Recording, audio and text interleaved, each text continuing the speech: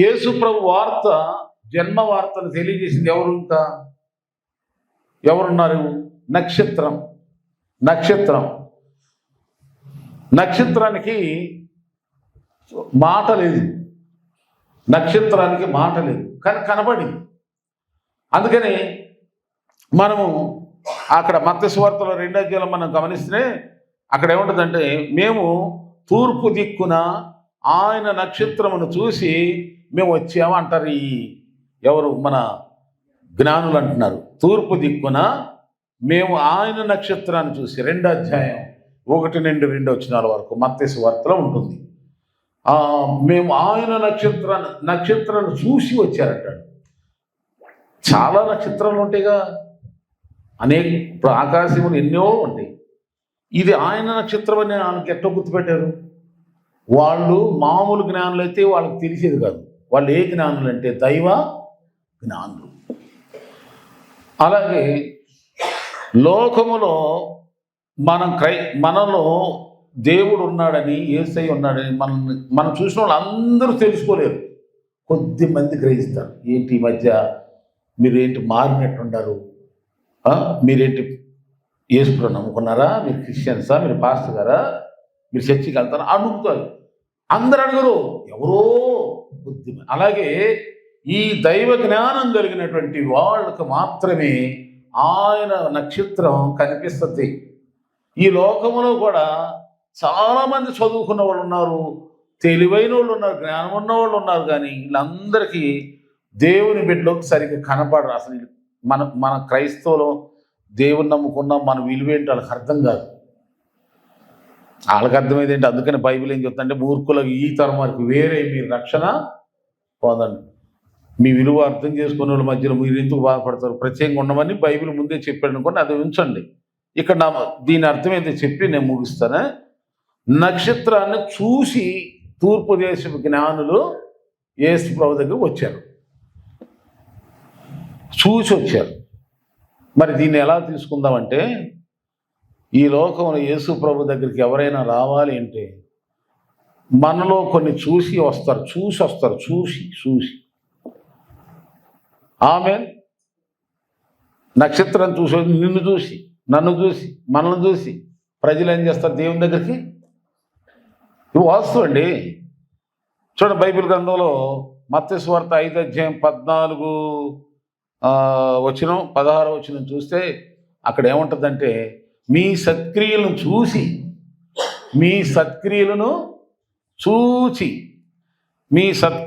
చూచి పరలోకమందున మీ తన్ని మహిమపరచినట్లు వారి ఎదుట మీ వెలుగును ప్రకాశింపనీయుడి. మీరు లోకమునకు వెలుగై ఉన్నారు గనక. మత్తయి సువార్త 5వ అధ్యాయం 14వ వచనం 16వ వచనం నేను చదివా. మీరు లోకమునకు వెలుగై ఉన్నారు కనుక. 15వ వచనం అంటే, దీపాన్ని ఎవడు వెలిగించి కంచం కింద మంచం కింద ఎక్కడ దాయరు, అందరికి వెలిగించడానికి ప్రత్యేకంగా దీప స్తంభం మీద పెడతారు. అలాగే మీ సత్క్రియలను ఆ వెలుగు కనిపించనివ్వండి, మంచి క్రియలు కనిపించనివ్వండి. మంచి క్రియలు చూస్తారంట మనలో, మనం చేసే మంచి క్రియలు. సత్క్రియలు అంటే అదే కదా, సత్క్రియలు అంటే మంచి క్రియలు అనండి. మంచి క్రియలు. చిన్న ఉదాహరణ చెప్పి దాన్ని కూడా త్వరగా ముందుకెళ్ళిపోదాం. యెషయా గ్రంథంలో 58:10 ఉంటుంది. 58:10 అక్కడ ఏముంటుందంటే, ఆశించిన దాన్ని ఆకలి కొనివానికి ఇచ్చి శ్రమపడిన వారిని తృప్తిపరిచినట్లా చీకటిలోని వెలుగు ప్రకాశించును, అంధకారం నీకు మధ్యాహ్నం వలె ఉండును. అంటే ఉపవాసం అంటే చాలామంది మరి అన్నం మానేస్తారు, మరి కొన్ని ముఖ్యంగా తిండి మానేస్తారు. కానీ ఇక్కడ యెషయా గ్రంథకర్త 58వ అధ్యాయంలో దేవుని ప్రవచనం ఏముందంటే, మీ క్రియలు ఎలా ఉండాలి, మీ వెలుగు ఎలా ఉండాలంటే, మీ మంచితనం ఎలా ఉండాలి లోకానికంటే, మీరు ఆశించినదై ఇతరులకు పెట్టండి. అంటే చిన్న ఉదాహరణ చెప్తానండి. ఇప్పుడు నేను ఉపవాసం ఉన్నాను 40 రోజులు, చాలా సమయంలో ఉపవాసం. అప్పుడు నేనేం చేసేవాడిని అంటే, నేను తింటే ఇన్ని రోజులకి ఇంత అవుద్ది కదా, ఆ లెక్కేసి నేను ఏం చేసేవాడిని అంటే, ఆకలి కొన్ని నాకంటే దీన స్థితిలో ఉన్నటువంటి బీద ఆకలితో మలమలలాడిపోతున్న సేవకులకి తీసుకెళ్ళి, లేకపోతే విశ్వాసులు ఎవరు నాకు తెలిసినటువంటి వాళ్ళు ఆకలి బాధతో ఉన్న వాళ్ళకి ఇచ్చేసేవాడు. అది అప్పుడు వాళ్ళ హృదయాలు ఎలా ఉంటాయి అప్పుడు చెప్పండి? తెప్పరిల్లతాయి అనమాట. ఏదో అంధకారములు ఉన్నటువంటి వాడికి దీపం వెలుగు చూపినంత సంతోషింపడివాడు. అయ్యగారు మీకే మీరు ఎందుకు అయ్యగారు? లేదు లేదు నేను అనుకున్నాను, నేను మా కోసం ఉన్నావా ఉపవాసం? లేదు మీకోసం కాదు, అవన్నీ అడగొద్దు, నన్ను తీసుకోండి. ఇప్పుడు మీకు చిన్న అర్థమయ్యేలాగా చెప్తున్నాను అంతే. నేను తినాలి, కానీ నేను ఆశించింది నేనేం చేశాను? నేను ఆశించిన దాన్ని ఆకలి కొని వారికి ఇచ్చేసాను. నేను శ్రమ అయినా పడుతున్నా. అప్పుడు నా జీవితం ఎలా ఉంటుందంటే, మన జీవితం చీకటిలో నీ వెలుగు ప్రకాశించును, అంధకారం నీకు మధ్యాహ్నం అనగా. అంటే ఎంత ఘోరాతి ఘోరమైన ఆర్థిక సమస్య వచ్చినా అదేగా మనకు అంధకారం ఈ లోకంలో. ఈ ప్రపంచంలో ఎంత చీకటైనా డబ్బు ఉందనుకో, ఎన్ని బలుపులైనా ఎక్కించుకోవచ్చు. కానీ అసలైన అంధకారం ఏంటి? ఆర్థిక బాధ. ఆ బాధ ఉడుకు రాకూడదు. మనకున్న శత్రువుల్లో ఒక శత్రువు ఏంటి? దరిద్రం. అది రావద్దు ఎవరికి. అందుకని యేసు ప్రభువు కూడా ఈ లోకానికి ఎందుకు వచ్చాడు? మిమ్మల్ని ధనవంతులు చేయాలని ఆయన మన కోసం. ఇప్పుడు నేను చెప్పాను చూడండి, నేను తిండి ఆపేసుకుని వేరే వాళ్ళకి ఇచ్చేసినే, అది యేసయ్య అలా కాదు, మన కోసం ఏం చేశాడంట? తన ప్రాణాన్ని ఎంజాయ్ అవ్వాలి, ప్రార్థన చేయాలి. నేను చేస్తా బాబా, నువ్వు నా కొరకు ధనవంతుడు, నా కొరకు దరిద్రుడు అయినావు కదా, నేను ధనవంతుడు, మరి నేనేంటి ఎందుకు అవ్వకూడదు? ప్రతి ఒక్కరు ప్రశ్నించాలి దేవుని దగ్గర నుంచి. యేసు నామములో నేను ధనవంతుడిని అంత వచ్చినాక స్తోత్రం లేని కృతజ్ఞత ప్రార్థన కూడా కనిపెట్టేది. వస్తుందని ముందేనే స్తోత్రం చెప్పేసేయాలి. ఆమె అది విశ్వాసం అంటే.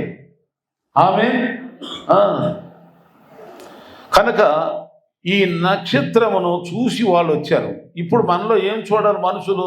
ఇలాంటి మంచి క్రియలు. మంచి క్రియ కాదు అది, నేను చెప్పిన ఉదాహరణ మంచి పని. అది ఎవరు తెలియకూడదు. ఆ హృదయాన్ని తాకుద్ది, వాళ్ళు దేవునితో తెలుసుకుంటారు. అప్పుడు దేవుడు కూడా చూస్తాడు ఆ మంచి పని. దేవునికే స్తోత్రం. చూడండి, మన ఇప్పుడు అమ్మగారికి బాగాలే కదా, తెలుసు మీ అందరూ. నేను అనుకో సేవకుడు కదా, సేవకుడికి నాకెవరు దేవుడు ఉన్నాడు. సేవకుడికి ఏ భరోసా ఉంటుందంటే, పాస్టర్ గారికి నాకు దేవుడు ఉన్నాడు, దేవుడి తర్వాత ఎవరున్నారని అనిపిస్తుంది నోయిలు మనకి. అది తర్వాత భరోసా ఎవరి మీద ఉంటుంది మాకు? దేవుడు ఉన్నాడు, దేవుడి తర్వాత సంఘం ఉంది. నాకు ఆత్మీయ బిడ్డలో నాకేంటి అనిపిస్తుంది. మీకేమనిపిస్తుంది? విశ్వాసులకి దేవుడు ఉన్నాడు, మా పాస్టర్ గారు ఉన్నాడు. విశ్వాసులకు అనుకోవాలి ఉండాలి ఆ భరోసా. నేను అలా అనుకున్నా. ఏం జరిగిందో మీకు తెలుసు అందరికీ. నేను అనుకున్నా, కానీ అట్లా కాదు. మనము మంచి క్రియ చేయాలా. ఈమె నా ఎడలో ఒక మంచి క్రియ జరిగించింది కనుక అంటాడు యేసు ప్రభు వారు కూడా. సరే, మంచి క్రియలు అంటే అది ఒక ఉదాహరణ చెప్పా. రెండవదిగా నక్షత్రం మన మంచి పనులు చూడాలి మనుషులు.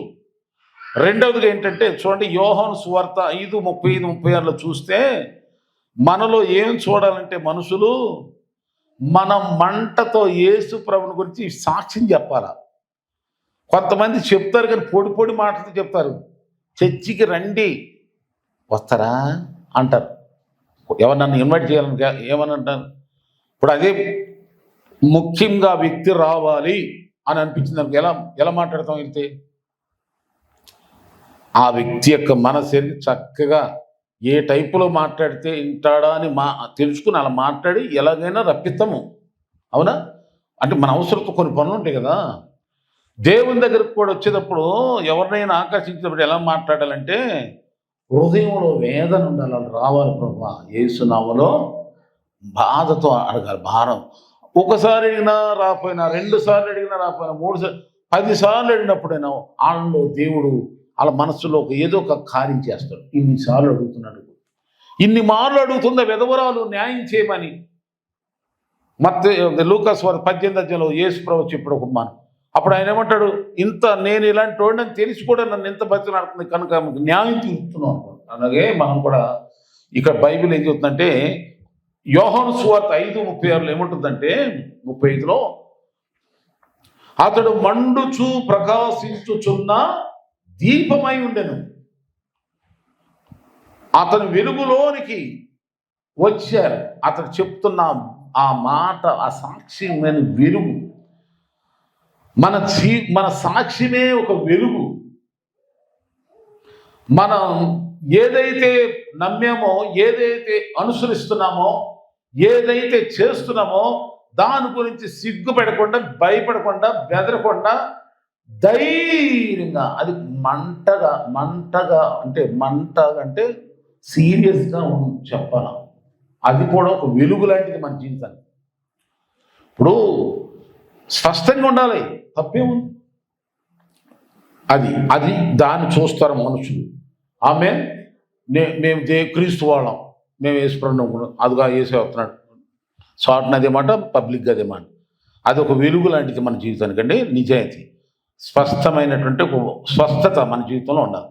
ఇక మూడవది ఏంటంటే, మన ద్వారా దేవుడు ఏదో ఒక అద్భుత కార్యం జరిగించాలంటే, ఏదో ఒక అద్భుత కార్యాలు జరిగిస్తాడు మన ద్వారా, ఏదో ఒకటి చేస్తాడు. అంటే మనల్ని చూసేవాళ్ళు మనం ఎలా ఉండాలంటే, మంచి కార్యాలు ఎలాగంటే, ఒక మాట మనల్ని ఏం చూడాలంటే,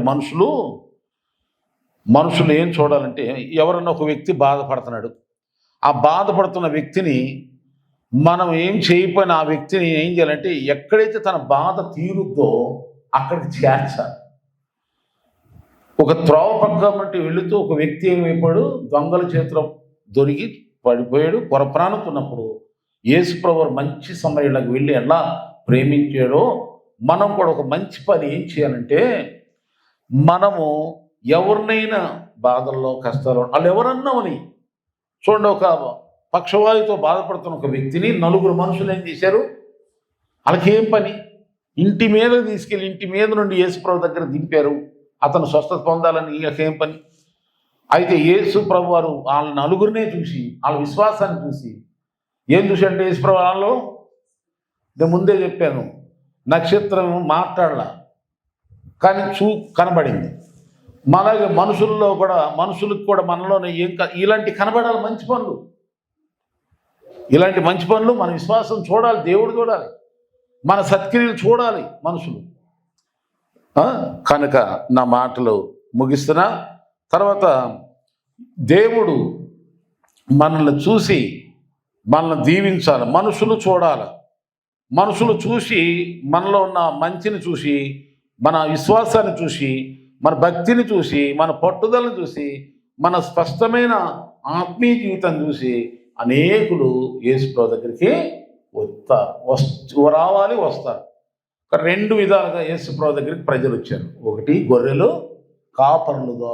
గొర్రెల కాపర్లకి దూత ద్వారా, దేవదూత ప్రకటన ద్వారా. రెండవదిగా జ్ఞానులు వచ్చారు. వీళ్ళకి ఎలాగంటే, నక్షత్రము కనబడి వాళ్ళు దారి చూపించింది. మనం కూడా మనుషులకి మనం అసలు బతిమిలాడి చెబుతున్న ఈ సందేశం ఉన్న అందరికీ కూడా క్రైస్తవులు, ఏమండి మేము బైబిల్ ట్రైనింగ్ అవ్వలేదు, మాకు బైబిల్ చెప్పడం రాదు, ఎలా వాక్యం చెప్పాలో తెలియదు, ప్రార్థన ఎలా చేయాలో మాకు తెలియదండి. వద్దు, మీరు ప్రార్థన చేయొద్దు, వాక్యం ఎవరు చెప్పొద్దు. జస్ట్ ఇప్పుడు చెప్పినట్టుగా కొన్ని మంచి క్రియలు, మంచి సాక్ష్యము, అంతేనా, ఒకరికి మేలు చేద్దాం, ఆ మేలైన దేవుని దగ్గరికి నడిపి పరిచయం చేద్దాం. ఒకసారి ఒక ఆమె ఒక యవనస్తురాలు, అందమైనటువంటి అమ్మాయి చర్చికి వస్తుంటే, పాస్ గారు నేను ఒక్కదాన్నే వస్తున్నాను అయ్యగారు, అక్కడ నుండి నాకు తోడు ఎవరు రావట్లే, ప్రార్థన చేయండి, ఎవరైనా రావాలి. నేనేమో ఎవరితో మాట్లాడాలన్న కుదరదు, నాకు ఏం చేయాలంటే, అప్పుడు నేను ఏమన్నానంటే ఆమెతో, మీరు ఎవరితో మాట్లాడొద్దమ్మా, మీ భర్త ఉన్నప్పుడు మీ భర్తతో కలిసి రావు, వచ్చేటప్పుడు నువ్వేం చేస్తావు అంటే చక్కగా ఇదిగో బైబిల్ ఇలా పట్టుకొని ఏం చేస్తా, స్కూల్కి వెళ్ళావా? వెళ్ళా. ఆ స్కూల్కి వెళ్ళేటప్పుడు ఎట్లా వెళ్ళి, అది కూడా చిన్నప్పుడు ఎట్లా వెళ్ళావు స్కూల్కి చెప్పింది, ఇది ఎట్లా వెళ్ళేది అట్లాగే వెళ్ళు. బుక్ ఇచ్చుకుంది ఫస్ట్ పలకించుకెళ్ళేదాను కదా, పలకించుకుంది అలానే వస్తూ ఉండు, వెళ్తూ ఉండు. ఆమెను బట్టమాట అలా నేను చెప్పినాక ఆమె ఎవ్వరికి చెప్పాల. ఆమె వస్తూ పోతుంటే 10 మంది ఆమె పరిచయం చేసుకుని ఆమె అమ్మడబడి తెచ్చుకొచ్చేసారు. అంటే ఈమెకి 10 మందికి దారి చూపించిందా లేదా? ఈమెం పలకరివలా, వాళ్ళే పలకరించారు, వాళ్ళే మాట్లాడారు. మీరు ఎక్కడికి వెళ్తున్నారు అమ్మాయి, మీరు చర్చికి వెళ్తారు ఎక్కడ వచ్చి. అట్లా మనము ఒక మంచి దారి చూపిద్దాం. మనం నక్షత్రం దారి చూపించింది, మాట్లాడలేదు, ఏం చెప్పలేదు, ఎవరికి ఆనీబా ఏమీ అనలేదు, కేవలం కనబడింది అంతే. అది కూడా ఉన్నతంగా ఆయన నక్షత్రములాగా ఉంది. మనం క్రీస్తు బిడ్డలుగుంటే క్రీస్తు బిడ్డలుగా లోకంలో కనబడితే చాలు. ఏమండి, దేవుని బిడ్డలు అనుకునేలాగా ఉంటే చాలు. మనం చూసేవాళ్ళు అందరూ వీళ్ళు దేవుని ఎప్పుడు అనుకుంటారు? మరి ఈ రోజుల్లో ఎవరు రోడ్డు వెళ్ళిపో 100 మంది వెళ్తారు, 10 మంది, ఎవరు గుర్తించలేని దినాల్లో అయిపోయింది. ఇప్పుడు ఇటువరకన్నా కొన్ని గుర్తులు ఉండేవి, ఇప్పుడు ఉంటున్నాయి గుర్తులు ఉన్నాయి, అస్సలు ఉండలేదు. ఇక ఒకటే గుర్తు ఏంటంటే ఇక బండ గుర్తు. చెప్పండి, బైబిల్. ఆమేన్. కనుక మరి ప్రభువుకి చెప్పిన ఈ సందేశాలు ముగించు ముందుగా క్రిస్మస్ వెలుగు మన కుటుంబాల్లో పనిచేయాలంటే, దేవుడే ఆ వెలుగుమయంగా మనల్ని ఆశీర్వించాలంటే ఆ దూత చేసిన 3 కార్యాలు. ఈ నక్షత్రము ఏ విధంగా జ్ఞానం నడిపించిందో కనపడి, అలాగే మనం చూసి మన క్రియలను చూసి, మన విశ్వాసాన్ని చూసి, మన భక్తిని చూసి ఎంతోమంది యేసయ్య దగ్గరికి వస్తే ఆ యేసయ్య దేవుని పొంది మనము కూడా ఆ నక్షత్రంలాగా, ఆ నక్షత్రం అయితే అప్పుడే కనబడి మరి తర్వాత ఏమీ తెలియదు. కానీ బైబిల్ చెప్పే మాట ఏంటంటే, ఎవరైతే ఆయన తట్టు ప్రజలను తిప్పుతారో వాళ్ళంట నిరంతరము ప్రకాశిస్తారట. అంటే వాళ్ళ పేరు భూమి ఉన్నంత వరకు మనం ఉన్నదో ఎప్పుడు ఉండిపోతూనే ఉంటుంది. ఆ పేరు తరతరాలు చెప్పుకుంటూనే ఉంటారు, ప్రకాశిస్తూనే ఉంటారు.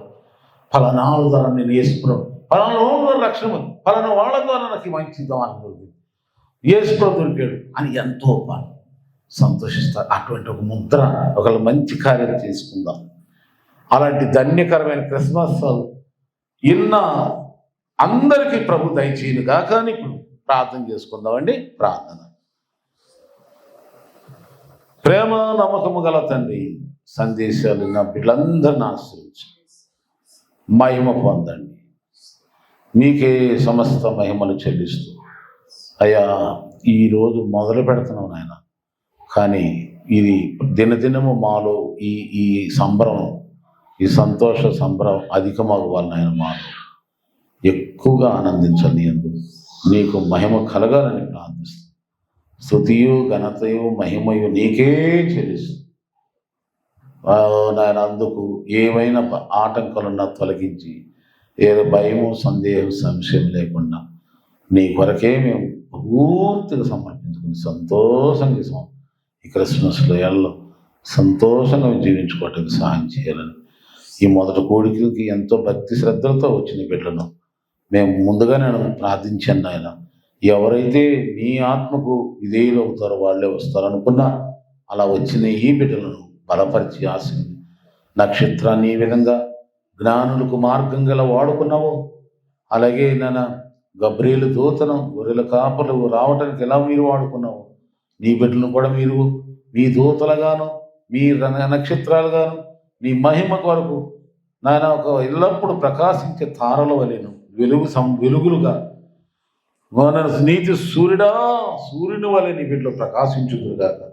దేహాల్లో ఆరోగ్యం దయచి, మానసిక నెమ్మది దయచి, కుటుంబంలో సమాధానం, ఉద్యోగ పని పాట అన్ని విషయాల్లో కుటుంబం, ఇంట బయట అన్ని విషయాలు వచ్చిన బిడ్డలందరినీ చదువుల్లో బిడ్డలు చదువుతుండగా చదువుల్లో వాడిగా ప్రభువుని రాలైపోయారు, వారిని స్వస్థపరచండి అయ్యా. మళ్ళీ తిరిగి మేము సంఘం అందరం కలుసుకుని నేను మహింపరుచుకోవటానికి ఈ నెలంతా అయ్యా ప్రతిరోజు ఒక ప్రత్యేకమైన సువార్త మనము ప్రకటించుకుంటూ కలిసి మెలిసి అందరూ సంతోషంతో మహానందంతో నీ కీర్తిని ప్రకటిస్తూ గణపరుచుకునే కృప దయచేసి అందుకు తగిన దీవెనలు పొందుకున్న సాయించి యేసు నామములో అడుగుచున్నా పరమ తండ్రి, ఆమేన్.